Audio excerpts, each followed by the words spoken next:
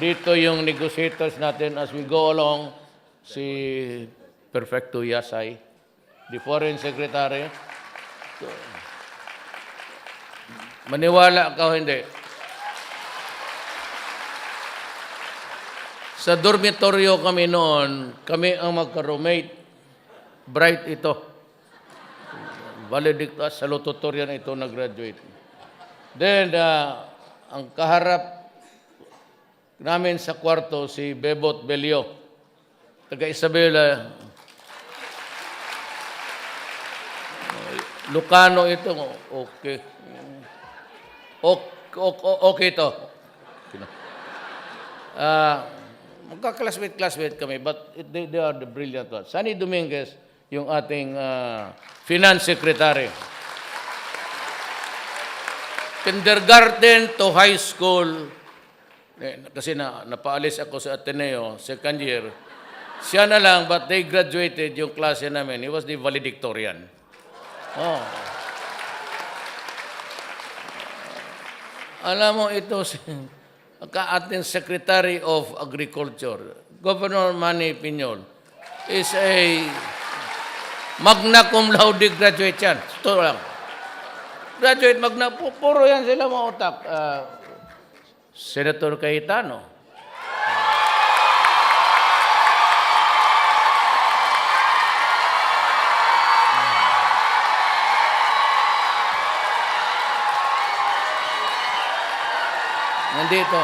Nandito si Ma'am Lani, Mayor ng Taguig. Asawa niya, Ma'am. Tama, maganda si Ma'am. Guwapo si Cayetano. Pero kung ako kasing gwapo niya, ako, ubos. Pacquiao, ibig sabihin.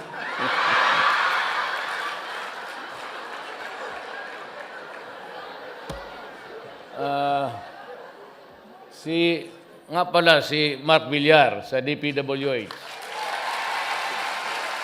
And Defense Secretary natin from Cotabato City, si General Lorenzana. Alam mo ito, si General Lorenzana, ang may sabi pa sa akin, taga Cotabato City ito, Ilocano, pero Cotabato. Yung mga Ilocano lunggo sa... Yan, tapos si pastor pa ang may sabi sa akin. Ano, abid mo ba alam yung sekretary mo of defense? Classmate ko yan. Sabi niya, valedictorian namin yan. Kita mo naman, ang buhok na ubos ka-aral.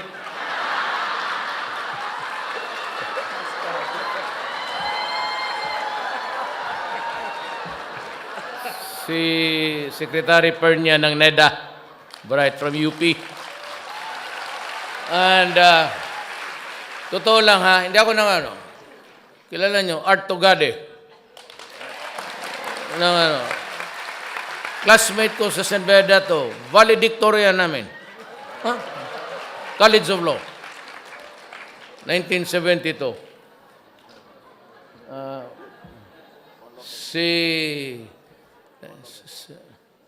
Sa DTI,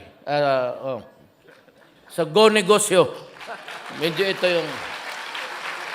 And si Senator Estrada. Ejercito Estrada. Ang ating National Security, pareho yan sila, Estrada yan, basta ano, ganong muka, pareho yan sila. Si Gerald Esperon, ang National Security Advisor ko. Si Cabinet Secretary, si June Ivasco. Alam mo, istorya nito, June Ivasco, pati isang pare, nagagong yun. Sama niya, si Father, dalawa ito silang pare. Piskal ako noon. Nahuli ito ng military sa libungan. Cotabato, no. Nagplenom-plenom ito sila, natsambahan. Ngayon, ako yung fiscal, ako yung inquest, ako lang yung nag-iimbestiga doon ng takot kasi lahat sa rebelde. So, sabi ng si Stares kung kilala niya, may nahuli kami dyan, 2 pare. Tapos sabi ko, harap talaga ng fiscal yan kasi yung affidavit. Ito bang sinasabi mo dito, totoo to? O sabi, salvage na lang namin. Walang kwenta mo. Tangina mo, pare. Patriotism, isa maliit. Sabi ko, pare. Tapos sabi ko, taga saan ka? Sabi niya, taga Maribohok ako. Bohol, Maribohok. Sa taga roon yung lola ko sa tatay ko. Baka pinsan ko po yung mga gago kayo. Pare, masabi ko, Tidbog. Hayaan mo na lang. So, nung nanalo si Kore, wala silang trabaho, pumunta sa akin, naghingi ng trabaho, binigyan ko naman. Sabi ko dyan, technical assistant. Eventually, he became my chief of staff, then to become the mayor of Maribohok for 9 years. Tapos sa cabinet na. Started ito sila. Si Andanar, Salpanelo, ang ating gwapo na congressman sa Bohol, Arthur Yap. Kayo ang taga Davao, if you remember, pastor ito siya sa Victory Chapel, taga Davao. Pastor Erne Abella. Ito si Energy, si Alcose. Si Wanda Teo ng ating tourism. Si Sal, ito yung abogado ng mga artista.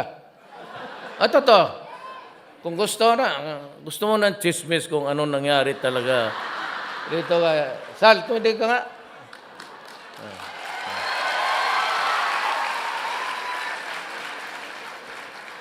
Itong si Sal, hardworking. Yumaman lang ito sa mga away ng mga artista. Yung mag-asawa, yung magkakaso-kaso. Ako po ay ordinaryo lang, kagaya ninyo. 75, 76, ganun lang. Hindi naman masyado ako nagmamadali kasi I finished my high school 7 years. Sabi ng nanay ko, Rodrigo, matapos ka kaya? Anong high school? Sabi ko, wala man tayong pagmadalaan dito sa buhay na to. Sige lang, bilyar. Minsan nahuli pa ako ng nanay ko, yung talagang takot, binalo sa... Ganon-ganon, Kaya yung nanay ko kung buhay ngayon, idemanda ko ng child abuse. Talagang...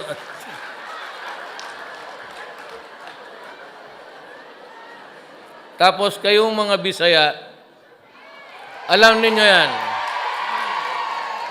we have this colloquial term na hanggang pantalan ka lang. Di ba? Yung ayaw natin magtrabaho, mga kapatid, yung mga lalaki, magalit yung tatay sabihin, ikaw, litsi ka, hanggang pantalan ka lang. Di ba? It's a colloquial or idiom developed along the years. Sabi ng tatay ko na, ikaw, sikang anak ka, hanggang pantalan ka lang. Sabi ko, sige lang, basta bayaran lang ako sa kanakarga ko, okay lang. Pero sa totoo lang itong lahat na nakarito mga artugadi, ito bilyonaryo na to. Huwag sabihin magnakaw pa ito. Bilyonaryo ito. College of Law pa kami. CEO na yan ng Delgado Shipping. Puro mayayaman. Yasay he's a professor sa Western Side sa Hawaii University. Pero sa awa ng Diyos, ito, trabante ko ito lahat. Um,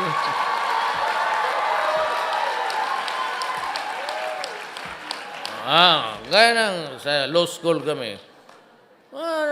Classroom kami naman doon sa College of Law, magtinginan lang sa mata. Kaya kung mag-aral ka noon ng libro, ganoon ka talaga. Kasi oras ka gumanon ka, tapos karap mo yung mga ulol na... Sige. Wala na. Pagdating ng 5:30, tuloy na lang natin. Sa awa ng Diyos, okay ako, 4 years. Ganun lang ang buhay. So, then, para inspirasyon, not really because na, ayaw ko kasi yung, meron kasi ako sabihin, pero it's, I do not want to, sabihin ko na lang. Pero hatiin ko. Mas komportable ako dito sa Japan.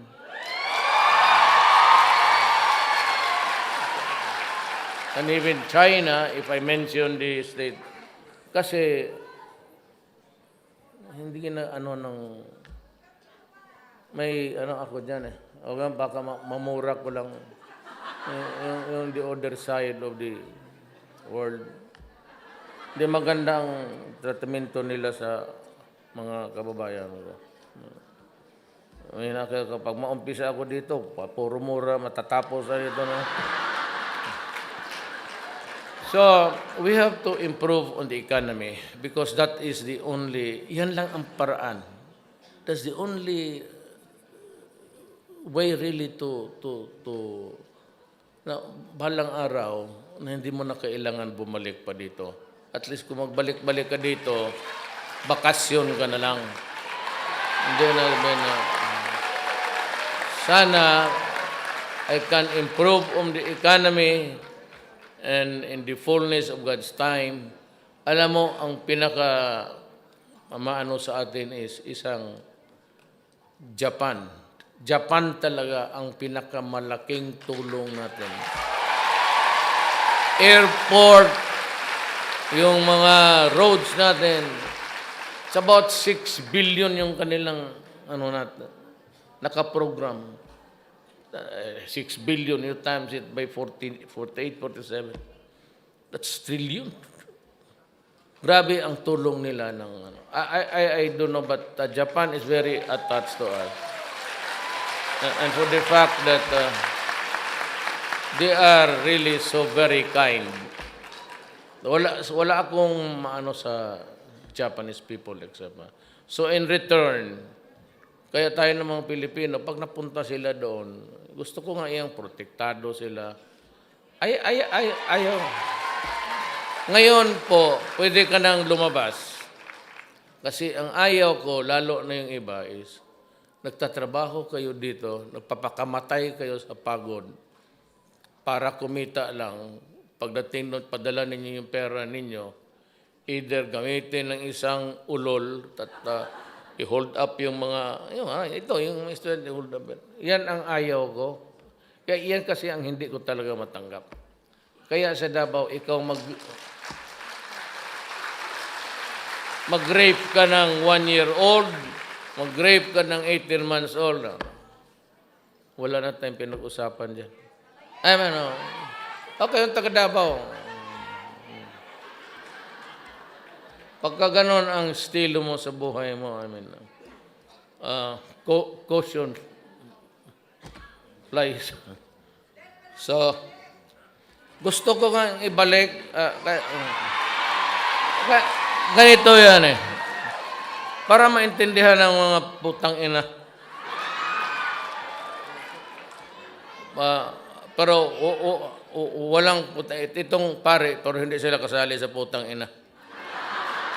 Alam mo, hindi naintindihan nila. Sabi nila, Duterte, may death penalty noon. Wala man nangyari. Ganon rin. Bakit mo gustong ibalik ulol, hindi ka naman tarantado, hindi ako ang presidente noon. Kasi kung ako ang presidente noon, wala tayong pinag-uusapan dito.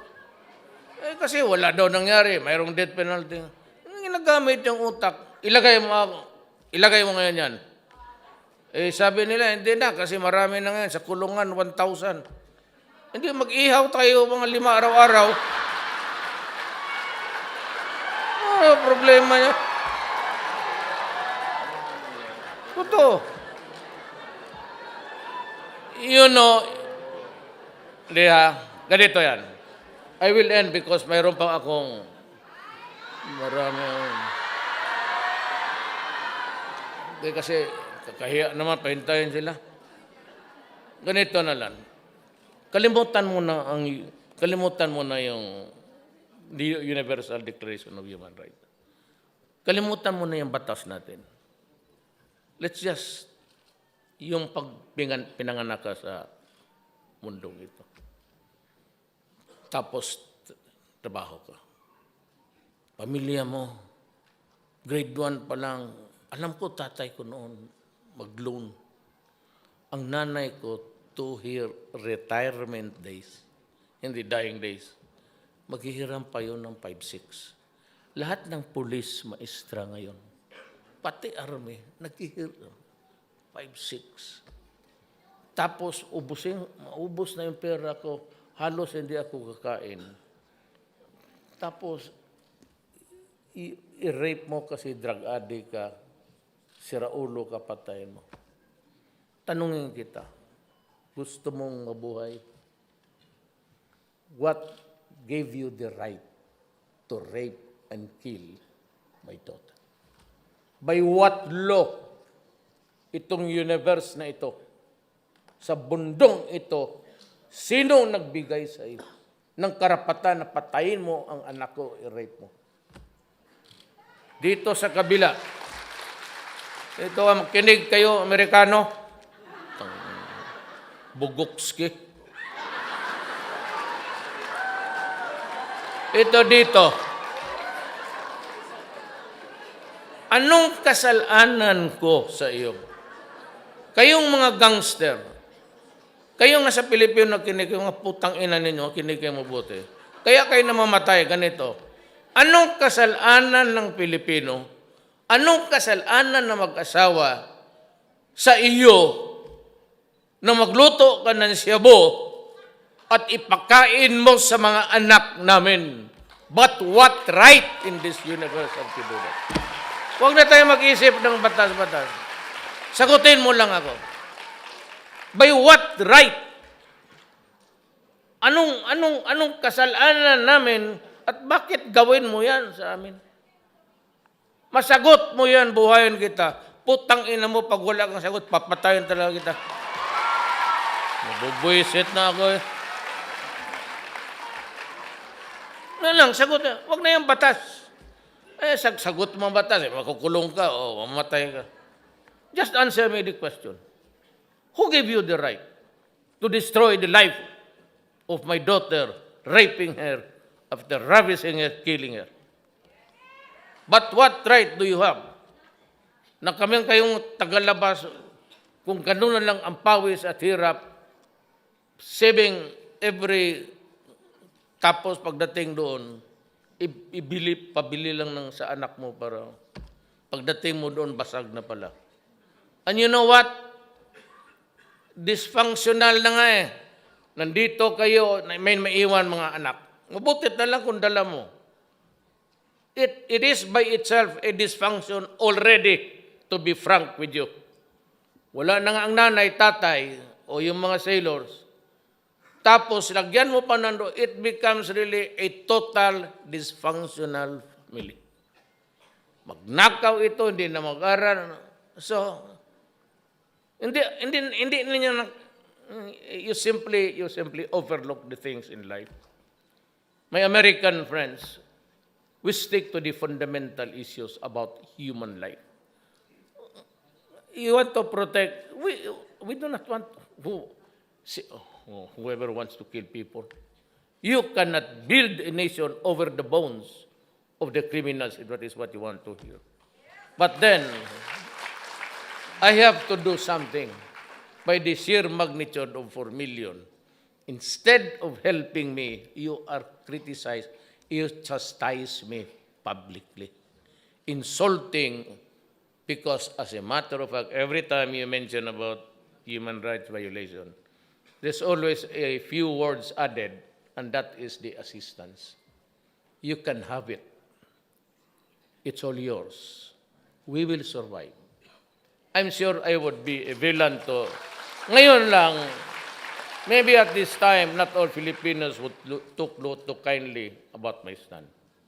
But in the years to come, in the next generation, they would know that there is such a thing in this world as the dignity of the Filipino people. Maraming salamat po. Maraming salamat, Pangulong Duterte.